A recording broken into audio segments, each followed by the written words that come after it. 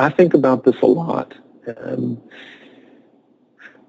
I really think from a 20,000-foot level, to me, the ideal school is a community of people and a place that blurs the lines considerably between what we know of as school and what we refer to, usually with air quotes, as real life.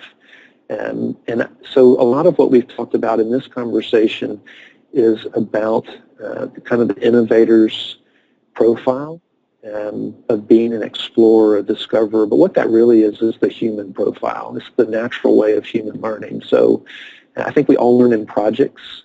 I've watched as my boys were learning to walk and learning to talk and getting fascinated by trucks or by dinosaurs.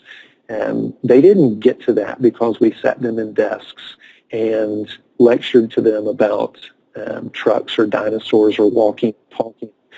They were exploring their world and developed a passion and an interest and wanted to develop a greater understanding and wisdom about those things because they were utilitarian and they were fascinating.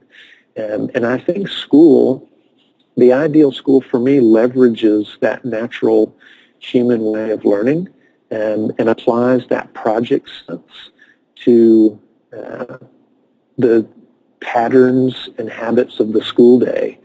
And I don't think that sometimes when people hear that, they think, oh, that's loosey-goosey, it's unstructured, it's not quote-unquote rigorous, although I don't really like that word. If you look at it in the dictionary, I prefer vigorous.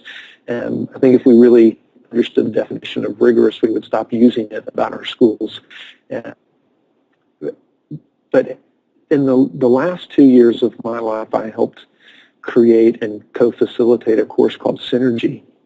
It was a transdisciplinary community issues problem-solving course.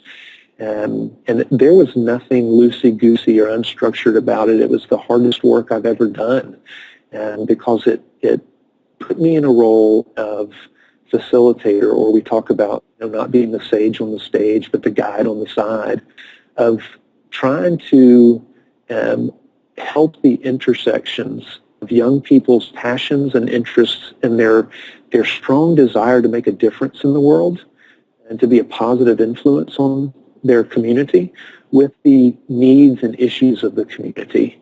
And I think the idealism of young people and the creative capacity of young people needs adults to help them explore safely the community and the world around them so that they can not rush to judgment about solutions, but enter into partnerships of empathy with the community so that the creative solution finding that they explore can really be applied to the needs of the community. I think about a school here in Atlanta like Mount Vernon Presbyterian School that has their first graders explore bus stops in the city and talk to people who ride the bus every day so that then those first, exactly, so that they can find better bus stops that impacts hundreds and thousands of people every day that take public transit. And these are first graders.